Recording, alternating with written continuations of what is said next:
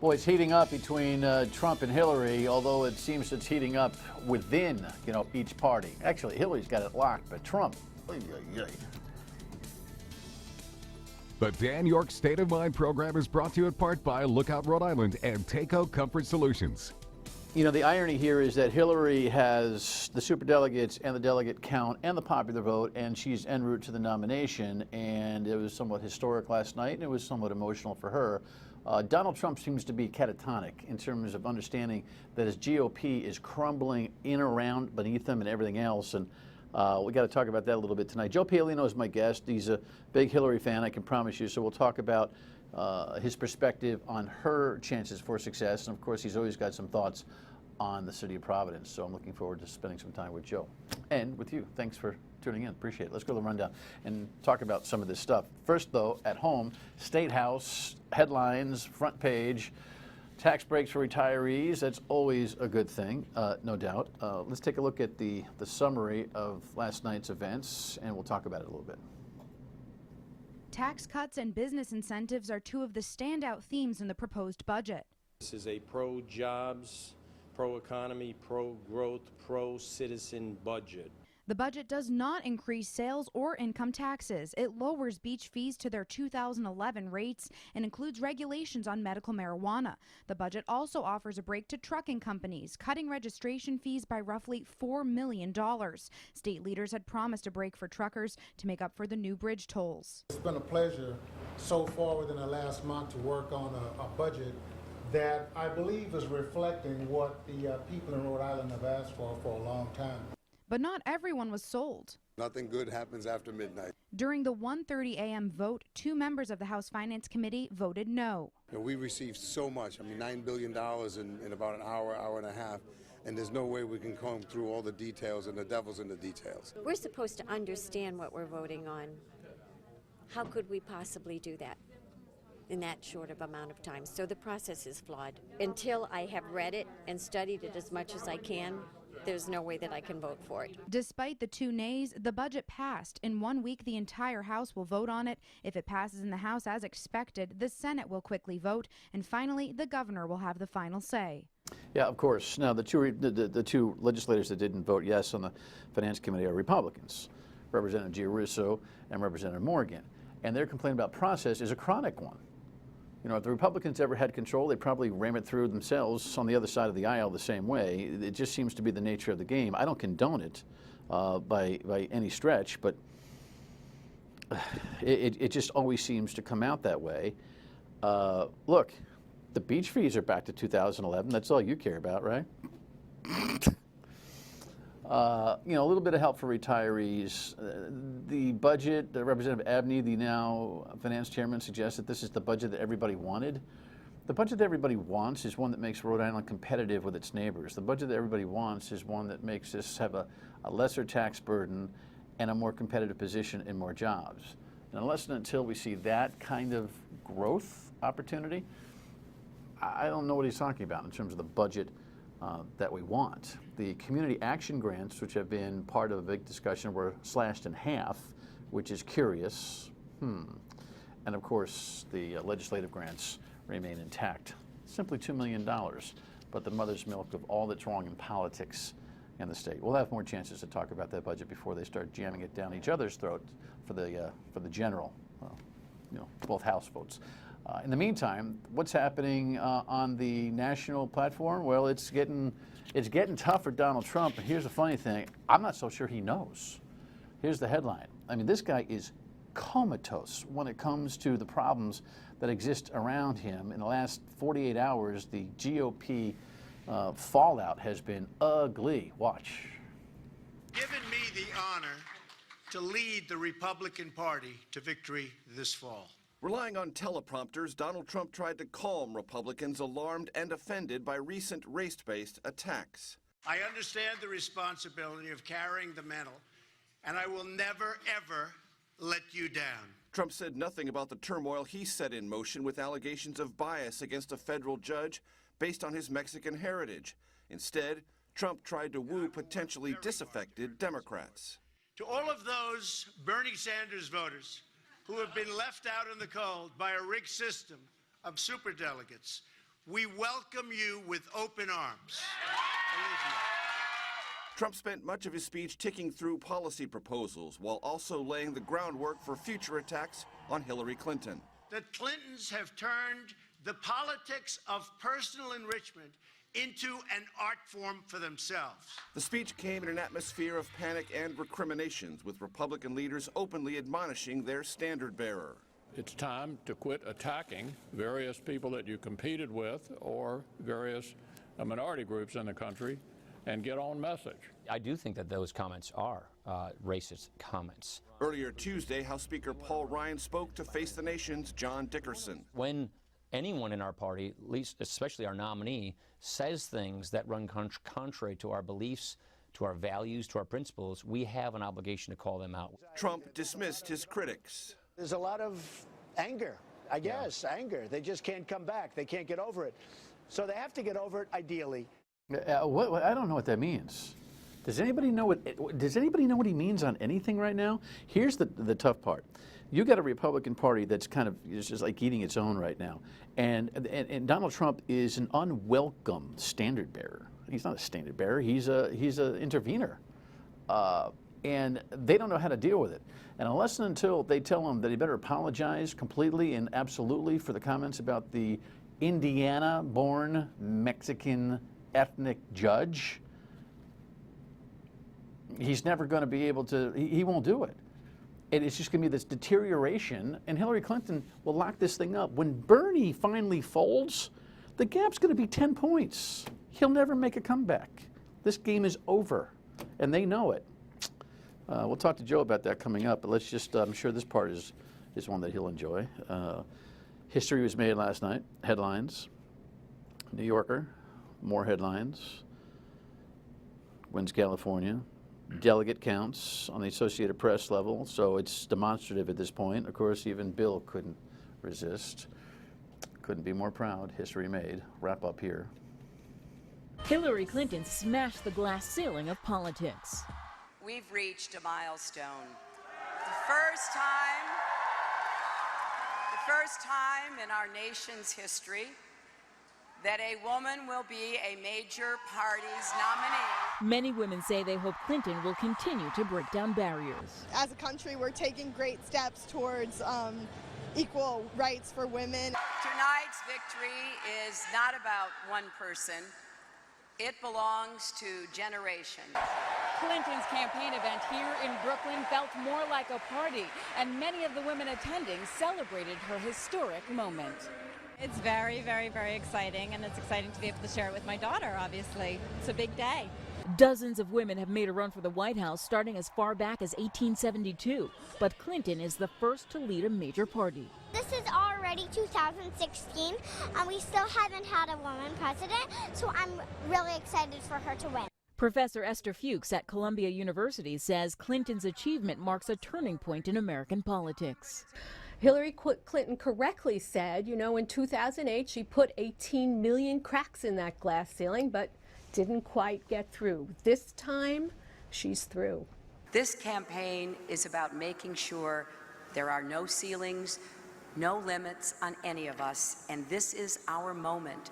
Professor Fuchs says from this point on, Clinton's not running as a woman, she's just running to win. Which was kind of my point last night, when I might have stumbled through some thoughts and I was getting heck from my producer about looking at Hillary. I don't look at her as a female candidate. I look at her as a candidate who's well qualified, who happens to be a female. And it's kind of maybe a distinction without a difference, Joe. I don't know. What do you think? I agree with you normally, but last night was a special night, and I did think of her as a woman candidate. I thought about my mother, who passed away towards the end of April, because 5 days before my mom passed away, I took her to Central Falls to see Hillary. And she said to Hillary, before I die, I hope to see a woman president. Mm-hmm. So I immediately thought of my mom last night, and I thought of what a special moment and how historic this was, similar to how historic it was when Barack Obama became the Democratic nominee 8 years ago and became president. Yeah, no, welcome, by the way. Good to see you. Nice to be here. Thank you. The Democratic thing is not tied up in a formal sense. The nomination is only formal once the superdelegates lock in and everybody locks in at the convention in Philadelphia. Bernie's still hanging around. What's your theory on why he's hanging around? You know, I think he feels he owes it to his people, and people that are running as delegates for him. Next week will be the last primary, be in the District of Columbia. And I think once that's done, I think you'll see him pivot and start being supportive of her the way that she was to Barack Obama. You don't think it's any deeper than that, that he's waiting to catch a ball that may drop with an open FBI investigation and all that kind of thing going on? I don't think so, but I don't know what goes through his mind. He was mayor of Burlington, Vermont, when I was mayor of Providence. And so we would be at mayor's conferences together. And I got to tell you, I wasn't really a fan of his then, and I'm not now. But I do give him a tremendous amount of credit for bringing in so many young people into the process, into the party. And now it's going to be her challenge to keep them and to work hard for them and let them know that she is for them the way that he was. All right, when we come back, we'll talk about the Donald Trump factor. We'll also talk a little bit about the city of Providence, because Joe always has a thought or two about that. But before we do that, let me just remind you that if you're thinking about renovating your kitchen or your bath, which is something that most homeowners are chronically thinking about, know that it takes quality time to put a quality project together. And so if you're thinking by 2016 that you want to have that done, get Cumberland Kitchen Bath Design Center to come visit you on a no-charge basis for what's called a free measure. They'll come in, listen to your ideas, visualize your dreams, and put a plan together to make it work. They're ready to hear from you. Give them a ring and get this project going for 2016. We'll be right back with Joe. I have said, and I believe this with all my heart, he is not qualified to be commander-in-chief, either by experience, preparation, or temperament. That's the argument that she's going to make. Strangest race I've ever seen in my adult years. It's wild, but you know, a lot of people were anti-Hillary or were aggressively criticizing Hillary during the primary process. And I would say to friends, wait, once they contrast her with a Republican, you're going to see how things change. And now when you contrast her to Donald Trump, I think that you're going to start seeing her numbers start shooting up. And it's interesting, when she was Secretary of State, she was one of the most popular people in American politics. And then, and it happens to a lot of people that are in politics, and then when they get into a political race, all the dirt gets dumped on them. Either they self-inflict, or it's thrown at them, or a combination of all. Now you pivot, and contrasting her against Trump, I think it will make her look good in the people's eyes. Well, look, you know, I'm most likely not going to vote for either of them. I have troubles with Hillary on X number of levels. Did I get engaged last night in the history of the moment? Yeah. Same way I felt with Barack Obama. I couldn't vote for him either. But did I understand everybody's historic reflection on it? Absolutely. So for those who can't vote for Hillary or won't, it can be somewhat of a conflict. Yet she feels so steady comparative to him right now. She's very sure of herself. I think he has given her a chance to look steadier and steadier. Her presentation, as we're looking at the B-roll last night, was so incredibly poised and confident, perhaps the best I've ever seen her. It's as if she knew something that we don't know, that this thing is in the bag. Now, look, it's a long way to November. Who knows what's going to happen here? But he's given her a chance to be really confident. I agree with that, but out of curiosity, if Bush had been nominated, would you have gone for Bush over her, or would you still not have voted for either one? Who, Jeb? Yes. Oh, I'd vote for Jeb today. Then that's good for Hillary if you're not voting for either one of them, because that's a Republican vote that normally would have happened. No, I understand. No, I get that. So some of the people, I mean, the Johnson-Wales ticket, if it can get to 15%, could get some momentum. I mean, funnier things have happened. If some bomb drops on Hillary here from an investigative point of view, who knows? They're going to look a lot better than they did before. Absolutely, I agree with you on that. Yeah, you know, I'll tell you this. You know, I have friends that I've grown up with who are in high places in the military, and they've actually had interaction with her, and they tell me that she's actually very impressive when it comes to that environment. It's really the politics, and it's some of the non-answers on both Benghazi, which I think is still something that ought to hang around her politically. I mean, lies are lost. I don't think she's been accountable enough, and the whole the whole email thing is she has not handled that well at all. You know, when you make mistakes, like have been made, you normally don't handle them well. At the same time, she's running against Donald Trump, so you're going to get upset because there was an email. It was a big mistake. She shouldn't have done it. What are you going to do? Keep on apologizing for it every 5 minutes? Well, get over it. We have to move on. Here's what he's going to say, Laura. If you can throw me, Trump talking about Hillary Clinton on all of this. This is how he's going to press the issue himself. The Clintons have turned the politics of personal enrichment into an art form for themselves. They've made hundreds of millions of dollars selling access, selling favors, selling government contracts, and I mean hundreds of millions of dollars. Secretary Clinton even did all of the work on a totally illegal private server. He'll hammer at that. Keep going. I mean, I'm surprised he didn't say, believe me, there's thousands, everybody's talking about it. I mean, he talks in such general terms. Is he going to give out his tax return? I wonder if he paid any taxes this year. He's not a stupid man. He's made a lot of money. He's done very well. How much money did he pay in taxes? And if he's going to be the first candidate never to release his income tax return, I think that's a problem. One thing we know about the Clintons and about Hillary Clinton, we know everything about her. We know everything about her. Either we had to drag and get it or it's been offered, but we know everything about her. And we know this, she's a very smart individual. Now, she's not a very good politician. She's never been a politician. She's been a politician's spouse.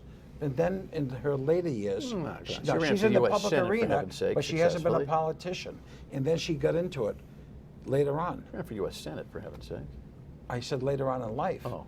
But she hasn't been born and bred as a Powell the way that Bill Clinton was, has she? She was a spouse. Well, geez, Joe, I mean, you can take that up with her. I know you're close friends. I don't know that I want to discount her involvement in Bill's success. I think she was his... I'm talking about as a political candidate. Let me clarify that better. As a political candidate. She's been a serious person her entire life, and she's been thinking politically her entire life, and reportedly it's been her lifelong dream to be the president of the United States. But is she a politician like her husband is? I don't know. I mean, it's an interesting And if Charlie Rangel didn't go to her back years ago and say, run for U.S. Senate in New York against Rudolph Giuliani, we should be running for president today. Things happen in politics. Some of it's planned, some of it's by luck, some of it's a combination of all. But I know this, that she's super bright. She, running against Donald Trump, I believe that for our country's sake, we're better off with her than we are with him. And I think she'll put together a good administration. Talk to me about, here's Hillary talking about the woman card, as Donald Trump is trying to pin that on her last month. She's more or less saying, well, here we go. Well, deal her in. We're talking about paid family leave, equal pay, women's rights to make our health care decisions. Is playing the woman's card, then deal me in. Now, she was pretty pumped up in that particular event. She looked a whole lot more presidential last night. I wonder, I don't know how much those issues are going to impact this race. I'm not sure. I think people are going to get very serious through this process. Look, the Democratic Party continues to go to the left more and more after every election. The Republican Party goes very radical to the right. But Donald Trump's a chameleon. He's not a conservative He's Republican. nothing. I mean, he'll be whatever he wants to be at that moment. He'll change in 5 minutes. But I think the public is in the center. That's where America is in the center. And I hope that, quite frankly, she starts talking to the Senate, because you can't just talk to Democrats alone. You have to talk to all people. And I don't know who he's going to be talking to, but let them have their debate. Let him make wild accusations and statements, and that's all he knows, because he doesn't know the issues. Just like she doesn't know probably how to construct a building. He doesn't know the issues. Well, speaking of buildings, not only Donald Trump's, there are a couple here in Providence that are of concern. We'll talk about that when we come back. Stay with us. All right, we'll come back to the city of Providence for a second with the former Mayor Joe Paolino. Listen, you are developing half the city these days, but what's your perspective on where we are? The Superman building has been suspended again at the General Assembly. I don't know what in heaven's name those guys were thinking about last month, coming together with this big charade of a press conference with no data, no plan, no nothing. What was that? I don't know. I thought that it was handled poorly, but I think they're extremely passionate that this old historic building, part of the skyline of not only Providence, but Rhode Island, is dormant, and this is the third or fourth year it's going to be vacant. Yeah. And I feel that if you look at some of the projects in Providence, you had a need for hotels. So Governor Almond put in place a historic tax credit program for the old Masonic Temple, and it became a hotel. When Providence Place was being built, University of Rhode Island needed a location, and we put it in the empty Shepherd's building. When the state wanted to see a nursing school take place, they went down to the old Dynamo House and in the middle of the jewelry district where the medical schools are, and they're filling up that hole. I think what we need to do is find a use and then try to marry it with the Superman. I agree completely. The catch-22. And I know the use. Oh, you do? I know the use. Well, let me just say this. This last charade was, we don't know the use, so we don't know what kind of money to ask for it. We don't know what kind of money to ask for until we know the use. There's this circular thing going on, so what is the use? These are some business guys who really don't understand maybe how to go through the process, but right now the state of Rhode Island wants to create an innovation center, and they're going on a ballot this November. I think they're asking for $20 million. That's I'm the not governor's sure. dream. Okay. Now, if you have the Innovation Center, there's going to be competition. Where should it go? I know Brown University wants to have it on 195. I know there's been some talk because of the Naval War College to put it in Newport. I understand, I heard today that they married it with the University of Rhode Island. Put it in the Superman building. Then you'll see housing from all the different universities wanting to be there. You'll see a collaboration take place between all the universities. You have the Innovation Center Well, there. people on the couch are thinking that's sense. really interesting. Can you define an innovation center for me? Because I can't. Well, I think there's going to be a lot of collaboration between the young millennials trying to get new job opportunities, something like a little bit like a WeWork, where there's going to be a lot of shared knowledge, shared office space, shared living space, all together. Do we need more definition of that than the simplicity that I'm giving you right now? Absolutely you do. But if there's going to be an investment done by the state, invest in one of our old landmarks. And I think that will start the process. The people of our state don't want to bail out some developer who made a bad investment. I don't want to see that take place either. But at the same time, if we don't have to bail them out, but invest with them, with an innovation center and have housing, that is something to look at. Let him put his money on the line, let the state do theirs. But we saved Shepherd's, we saved the Dynamo House, we saved the Masonic Temple. Your point's well made. Let's do that. It's got to have a specific purpose and cause, because otherwise the conversation just comes down to bailing out a landlord or a building owner, and the people just won't suffer it. They just won't suffer it. I agree with you. I hope they listen to this Innovation Center idea, if it passes. All right. Come back often during the campaign. We'll see how it goes. Okay. Nice to see you. Thanks. Good to see you. Thank you. Final word when we come back. Stay with us. Conversation about the Superman building is a unique one, and I'm sure we'll follow up on it on the radio tomorrow from 3 to 6, of course, on WPRO. Speaking of tomorrow and on this program, the Cooler, Warmer tourism campaign was a complete flop, no doubt, but then Benny's comes up with a commercial that looks like a statewide tourism campaign, and we'll bring in the owner of Benny's, and Steve Smith and the Nakeds, I hope, will join us as well to talk about how a local chain campaign might well be the answer for the state of Rhode Island. We'll see you tomorrow. Thanks for watching. Good night.